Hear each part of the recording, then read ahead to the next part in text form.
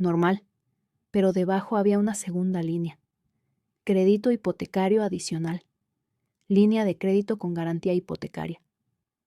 Abierta hace 8 meses. 180,000 pesos. Lo leí 2 veces. Luego leí los cofirmantes. Rogelio Fuentes, Beto Ríos, mi padre y mi cuñado. Hace 8 meses. Eso era en febrero, 2 meses antes de que mandara las invitaciones de Save the Date. 4 meses antes de que Marisol publicara su fiesta de cumpleaños el mismo día que mi boda. Imprimí el registro, lo doblé en tercios, lo puse en mi bolso, caminé al estacionamiento, me senté en mi carro frente al edificio del registro con el motor apagado y el calefactor apagándose. Un crédito con garantía hipotecaria significa que pides prestado contra el valor que has acumulado en tu casa. Capital. La palabra misma viene de algo que se construye con esfuerzo. No había nada equitativo en esto. Rogelio había usado la casa cuya hipoteca yo llevaba 6 años pagando, como garantía. Había empeñado mis pagos, mi dinero, mis 6 años de silencio, para que Beto Ríos pudiera confirmar un crédito, y se suponía que yo nunca debía saberlo. Llamé a la señora Carmen Tovar en el banco. Carmen tenía 50 años, llevaba 18 años procesando créditos en Banco del Valle, y jugaba en la misma liga de dominó los jueves que Remedios Vargas. Sabía los asuntos de todos y los guardaba bajo llave, que es el único tipo de bancaria que quieres en un pueblo pequeño. Carmen, estoy viendo un crédito hipotecario adicional registrado sobre la propiedad de mis padres. ¿Puede confirmarme los cofirmantes? Hizo una pausa. Escuché su teclado. Rogelio Fuentes y Beto Ríos. Abierto en febrero del año pasado. ¿Cuál fue el destino declarado? Otra pausa. Compra de vehículo y equipo de negocio. La camioneta Ford de Beto. La plateada que traía desde la primavera. Las sillas hidráulicas del salón de Marisol. Las nuevas, las que había publicado en Facebook con el texto renovando mi espacio. Compra de vehículo y equipo de negocio, comprado con el capital de una casa que tenía capital solo porque yo había estado haciendo pagos hipotecarios de 4,500 pesos al mes durante 6 años. Me quedé sentada en el carro. El registro estaba en mi regazo. Hice los cálculos como hago todos los cálculos. Precisa, sin emoción, de la misma manera que calcularía la depreciación del tractor de un cliente. 6 años, 4,500 pesos al mes, 324,000 pesos solo en pagos de hipoteca, más seguro, más predial. Llamémoslo 450,000 en total. Y mi padre había tomado la casa que esos pagos protegían, entrado a un banco y la había usado como palanca para que el marido de mi hermana comprara una camioneta y mi hermana amueblara su salón. 324,000 pesos. Yo había pagado cada centavo y mi padre lo había usado como enganche para la vida de mi hermana. Doblé el documento, lo volví a meter en mi bolso y manejé al trabajo. Tenía que procesar la nómina de un cliente antes de las 3. Los números del crédito podían esperar. Los números siempre esperan. Son pacientes. Marcos estaba en el garage cuando llegué a casa, lijando una puerta de gabinete para la remodelación de la cocina de un cliente. Aserrín en los antebrazos, lápiz detrás de la oreja, gafas de seguridad levantadas en la frente. Le tendí el documento sin decir una palabra. Lo leyó, lo puso sobre el banco de trabajo. Se quitó las gafas. ¿Tu papá firmó esto? Con Beto. Volvió a mirar el papel como si fuera a decir algo diferente la segunda vez. No dijo nada diferente. Esa es la casa que tú estabas pagando, y la usaron para comprarle una camioneta a Beto y el equipo del salón de Marisol. Marcos puso ambas manos planas sobre el banco de trabajo.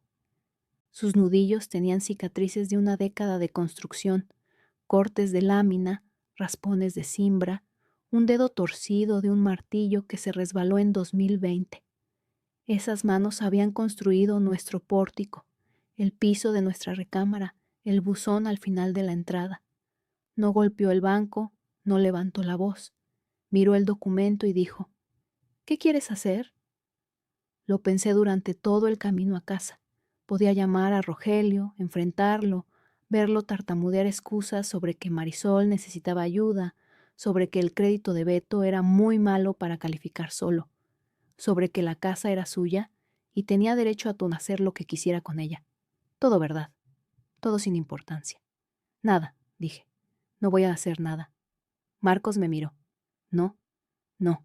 La verdad saldrá a la luz. Siempre lo hace cuando hay documentos. Soy contadora. Creo en la documentación. Creo que cada transacción deja una huella.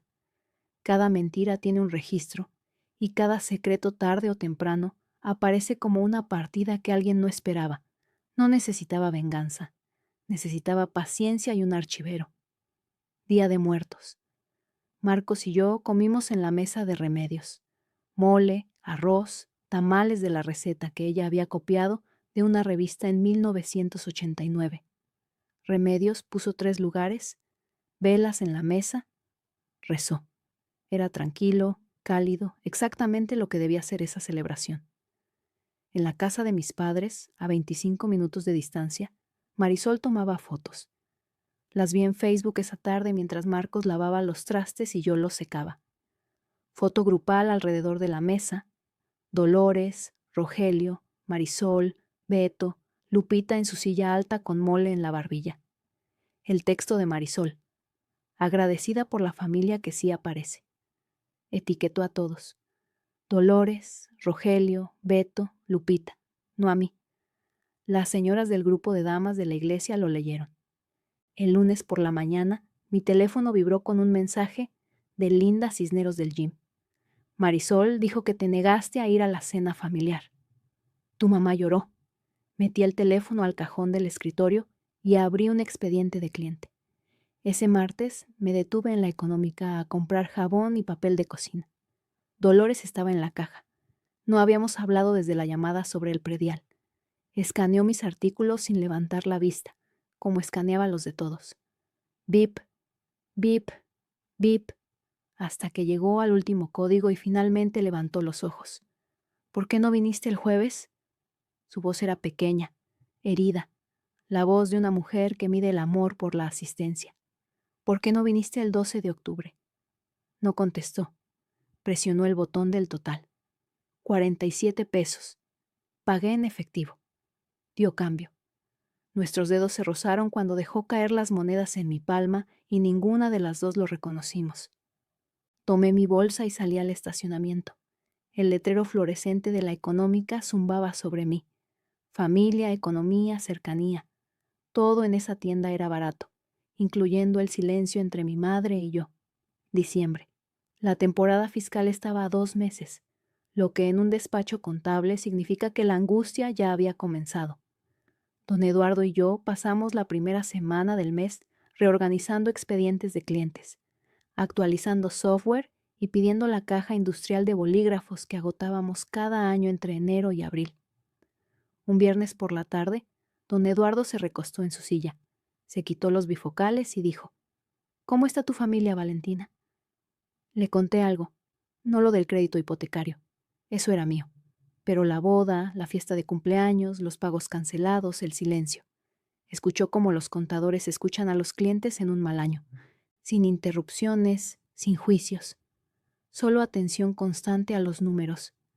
Cuando terminé, volvió a ponerse los lentes y dijo: Llevo 33 años haciendo contabilidad en este municipio. ¿Sabes lo que he aprendido? Esperé.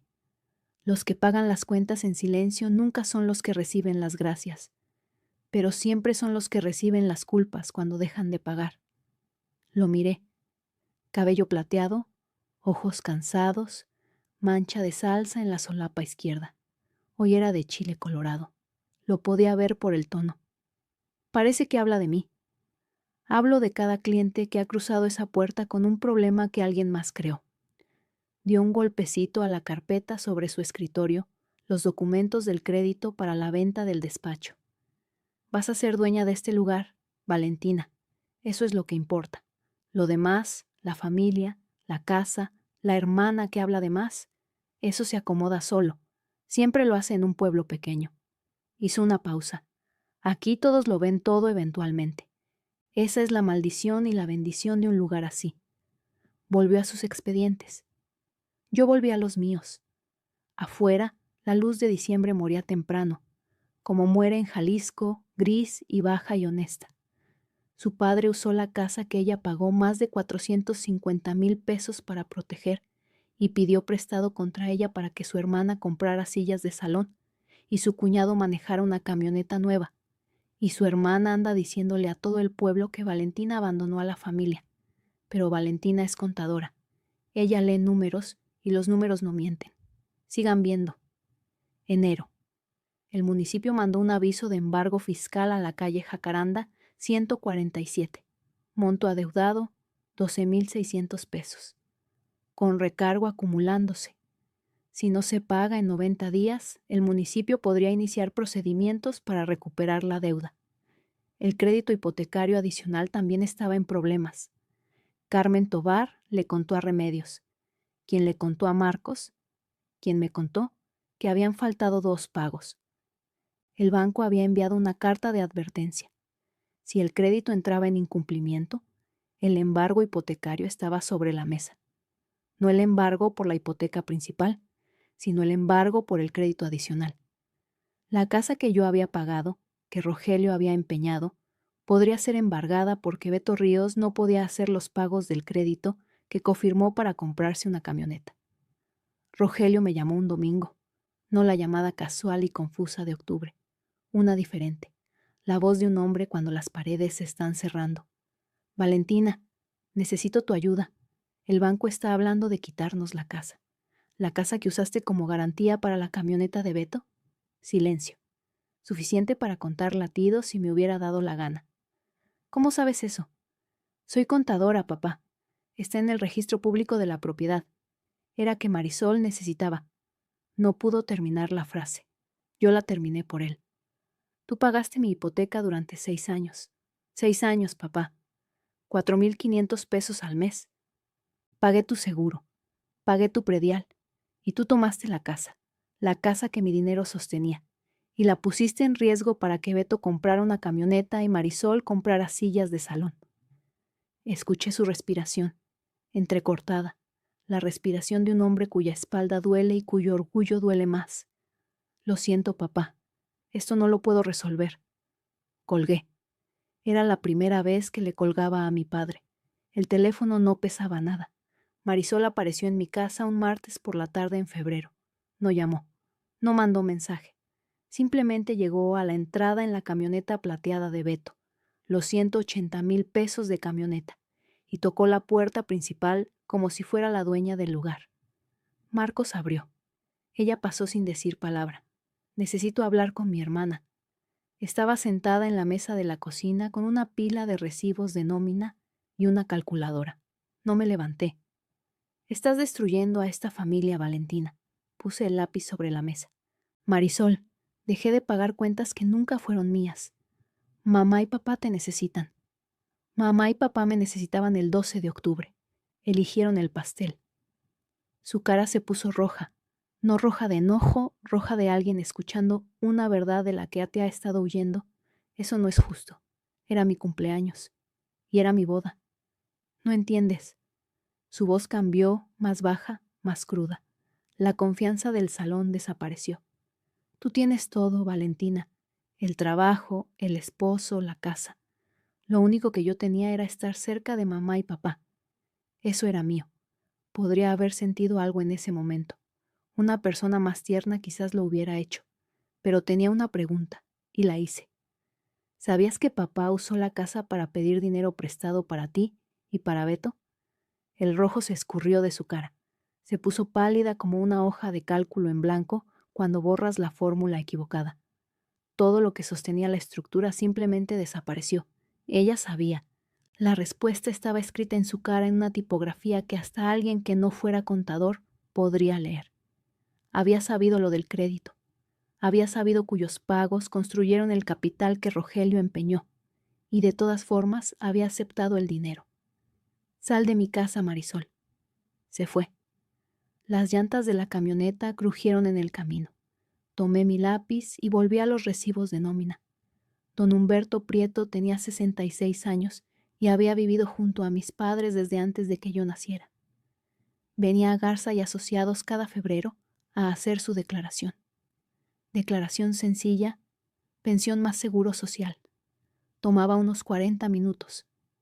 Este año se sentó frente a mi escritorio, me entregó sus documentos y luego se recostó en la silla como un hombre disponiéndose para una conversación más larga.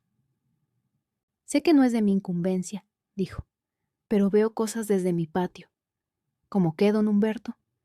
Como quien le corta el pasto a tus papás cada 2 sábados, como quien sube las bolsas del mandado hasta la puerta de la cocina, como quien llegó a las 2 de la madrugada en enero cuando se reventó la tubería y el agua inundaba el sótano. Me miró por encima de sus lentes de leer. No fue Marisol. No dije nada. No había terminado. Marisol trae guisados. Marisol trae a la bebé a visitar. Marisol se sienta en el patio con Dolores y hablan de lo que hablan las mujeres en los patios. Pero cuando se va el calentador, se cae la canaleta o llega el recibo del predial. Marisol no es la que va. Cruzó las manos sobre su panza. Camisa de franela, overol, el tipo de hombre que Jalisco produce como el maíz. Firme, arraigado, sin prisa. Tu papá se sienta en ese patio y te ve trabajar, Valentina. Cada vez que llegas a cortar el pasto o arreglar algo, se sienta en su mecedora y te mira. No creo que sepa cómo dar las gracias, pero te mira.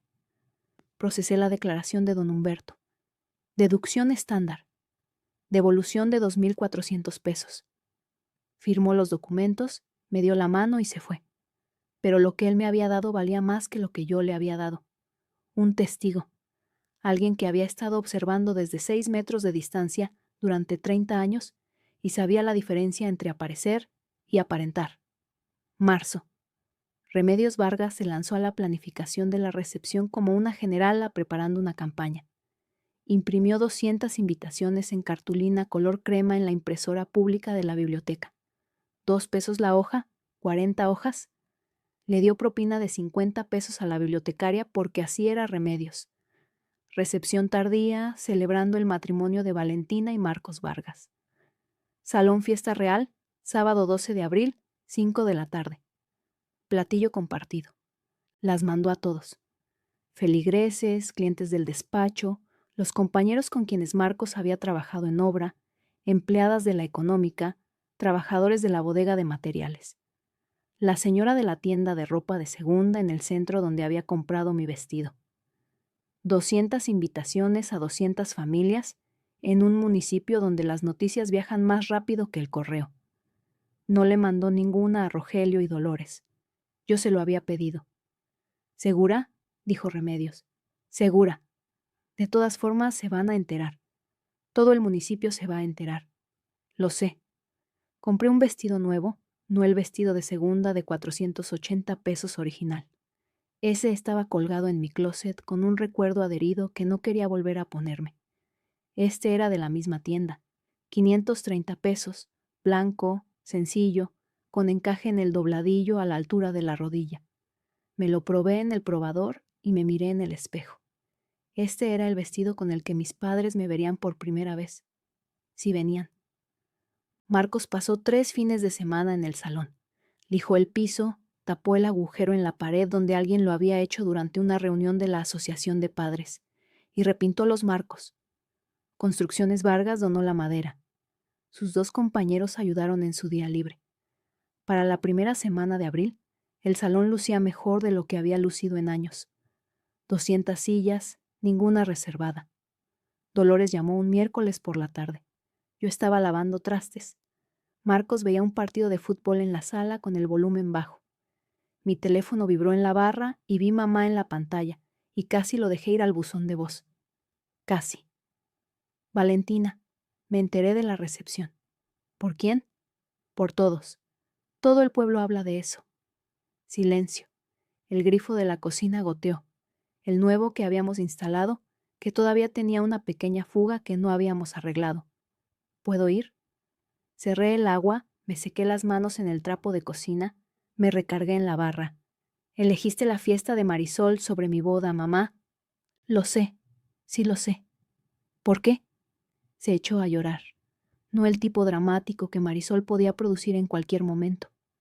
Llanto silencioso, el tipo que se escapa de alguien que lo ha retenido demasiado tiempo, porque tenía miedo de que te fueras. Y Marisol estaba ahí mismo. Cerré los ojos. Mi madre perdió a su madre a los 15 años en una carretera de 2 carriles en noviembre. Había pasado 42 años construyendo una fortaleza contra el miedo de que las personas desaparecieran. Marisol estaba dentro de la fortaleza. Yo estaba del otro lado del muro, tocando con una chequera en la mano, y Dolores no podía escucharme por encima de su propio miedo. No estás invitada, mamá, pero tampoco estás prohibida. El salón es un lugar público. ¿Qué significa eso? Significa que si apareces, apareces sabiendo lo que elegiste, y todos en esa sala también lo sabrán. Estuvo callada mucho tiempo. Escuché el televisor de Rogelio de fondo. Algún concurso, un zumbador, aplausos de desconocidos. Está bien, dijo. Está bien. Colgué y terminé los trastes. El grifo goteó, hice una nota mental de comprar una empaquetadura nueva. Marisol llamó 4 días después. Ya reconocía su patrón de llamadas. 2 vibras cortas, luego nada, luego 3 más. Porque siempre llamaba y colgaba y volvía a llamar, como si necesitara impulso. Contesté en el segundo intento. Su voz era diferente. No la voz segura del salón que usaba cuando vendía mechas o vendía mentiras sobre mí por el pueblo. Plana, cansada, la voz debajo de la voz. Sé que me odias. No te odio, Marisol. Deberías. Pausa. Sabía lo del crédito. Sabía que papá estaba usando la casa, y lo dejé porque su voz se quebró. No una rotura dramática, una estructural, porque necesitaba que algo funcionara. Solo una cosa. El salón, la camioneta, algo. Después de Lili, la segunda hija de Marisol. 32 semanas de gestación. Nacida sin vida en un hospital a 40 minutos de aquí, hace 2 años. Yo había manejado esa noche. Me senté en el pasillo. Traje una cobijita que había comprado en la tienda de segunda en el centro. Rosa, suave, talla de recién nacida que nunca llegó a casa. Marisol nunca reconoció la cobija, pero las enfermeras me dijeron que la sostuvo. No sabes lo que es perderlo todo en un día que debería haber sido feliz. Estaba parada en mi cocina escuchando a mi hermana llorar. Sí sabía. Sabía lo que era estar en un vestido blanco en un día que debería haber sido el más feliz de mi vida y mirar 2 sillas vacías. Sabía exactamente lo que se sentía perder algo en un día que debería ser de alegría. Lo siento por Lili, Marisol. Siempre lo he sentido. Pero eso no te da derecho a borrarme. Colgó. Puse el teléfono sobre la mesa. La casa estaba en silencio. Marcos estaba en una obra. El reloj en la estufa marcaba las 4:17 de la tarde. La noche antes de la recepción, me senté en la mesa de la cocina con todo extendido frente a mí.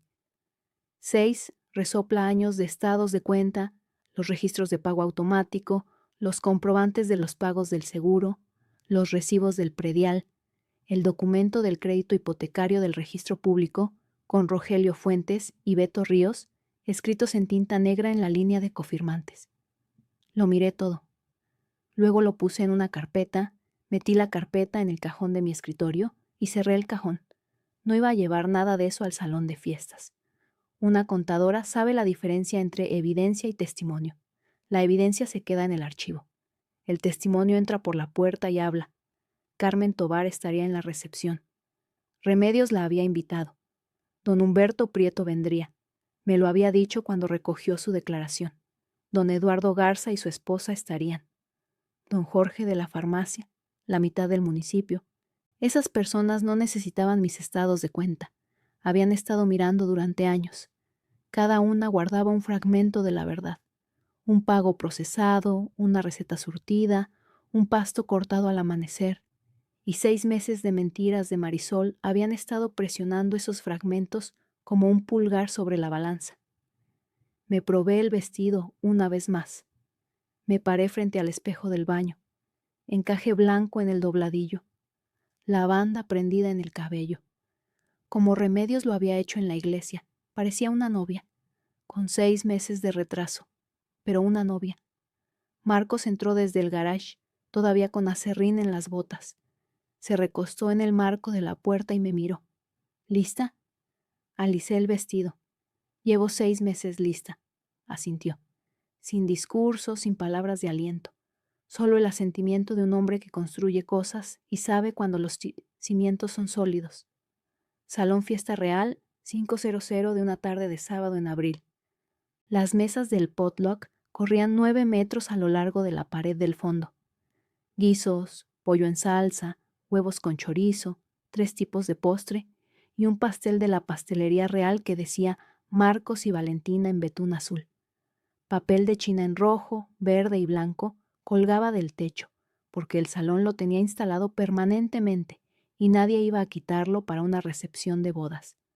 Música regional mexicana sonaba desde las bocinas prestadas que Marcos había cableado en las esquinas. Para las 5:15 había 180 personas adentro. Don Eduardo Garza llegó con su esposa Marta y de inmediato se colocó cerca de la mesa de postres. Don Jorge el farmacéutico llegó con su mejor camisa.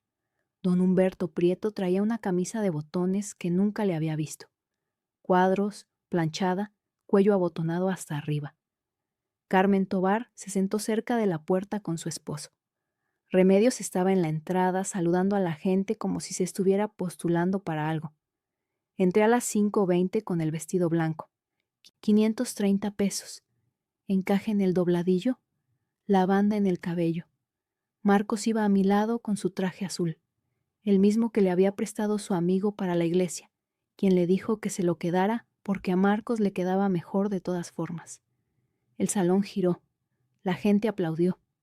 Alguien silbó. Don Eduardo levantó un vaso de plástico de ponche y dijo algo que no pude escuchar por el ruido. Durante 30 minutos fue todo lo que una recepción debería ser. Di la mano. Abracé a personas que no había visto desde la prepa.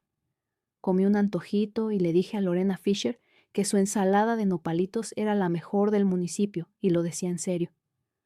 Marcos bailó con Remedios al ritmo de una canción de Paquita, la del barrio. Los observé y sentí que mi pecho se abría como una ventana.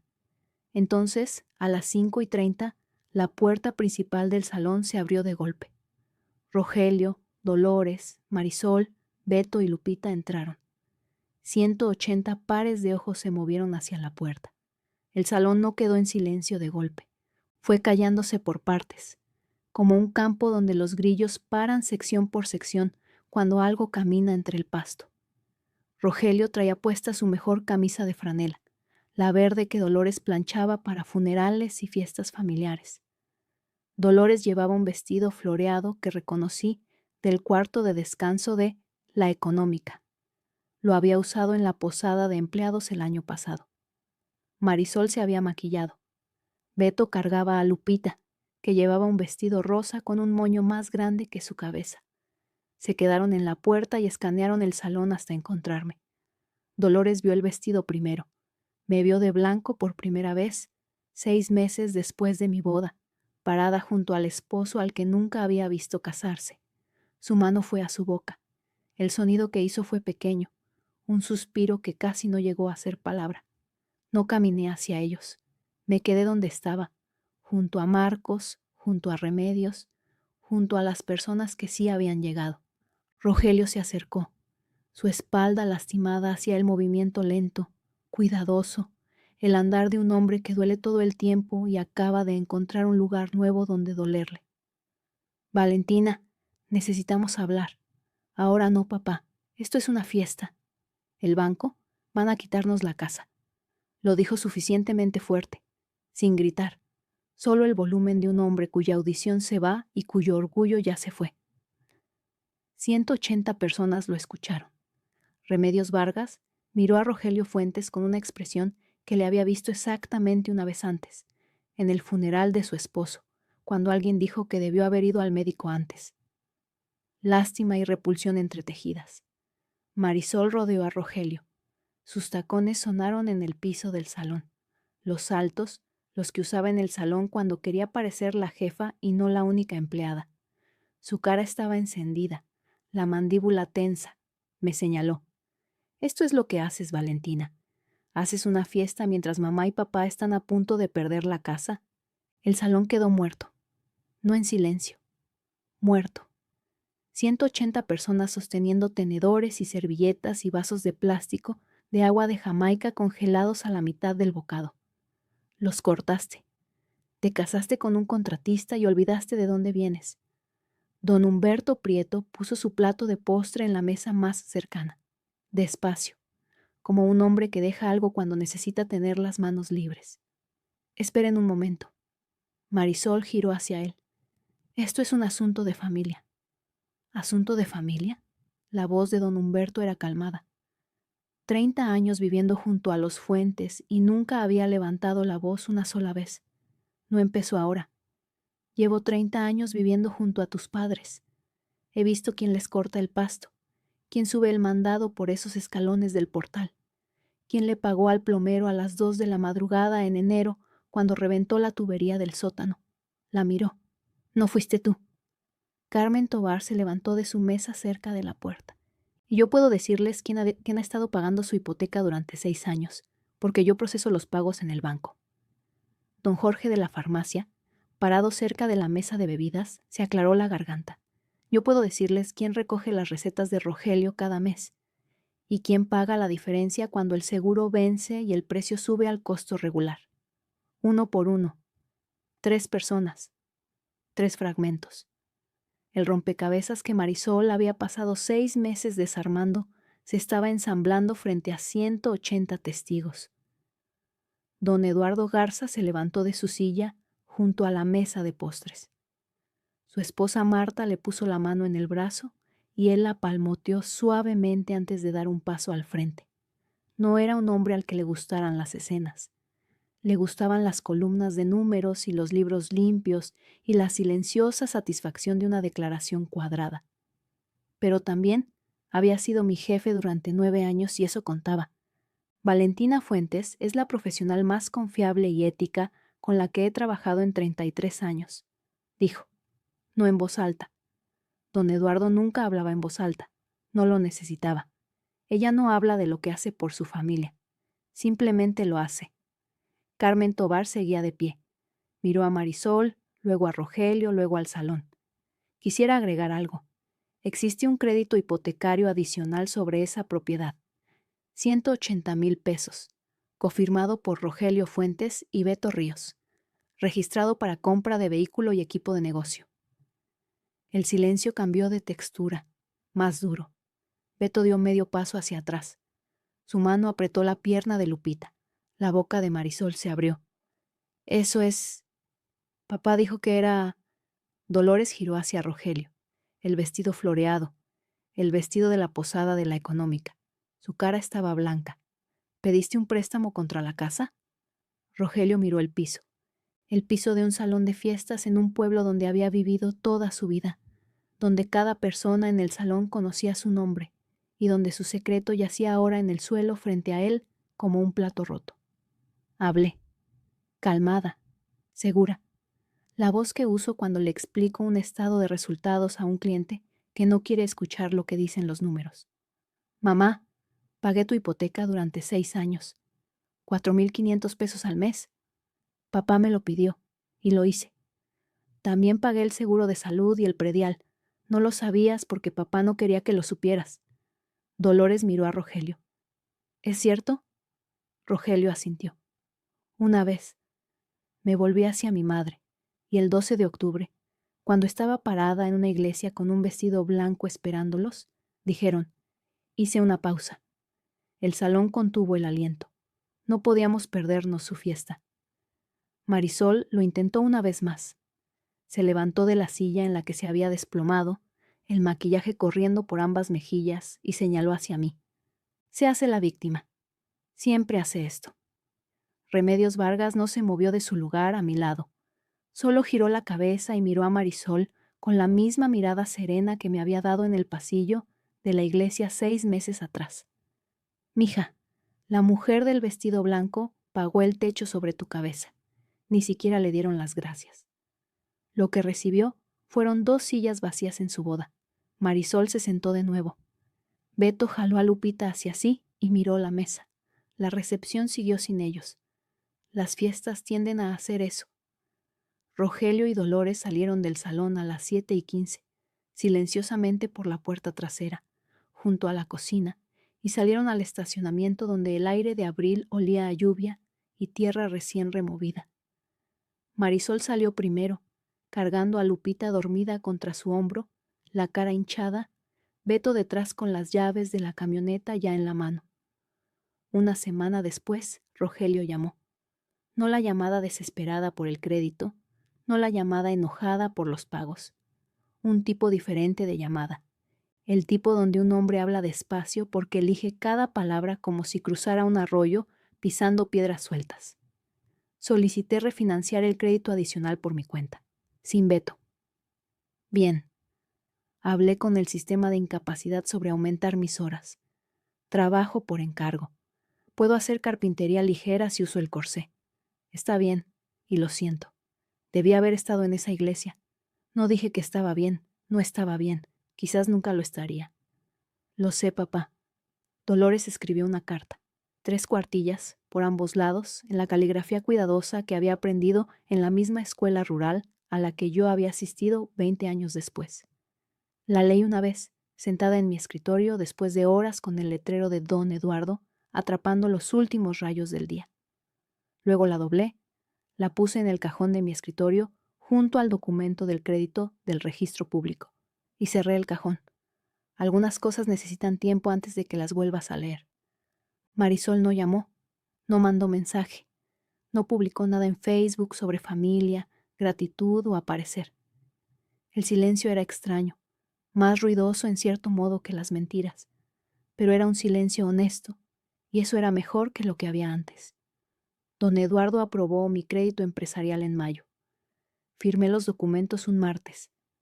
Garza y Asociados se convirtió en Fuentes Contabilidad y Consultoría Fiscal.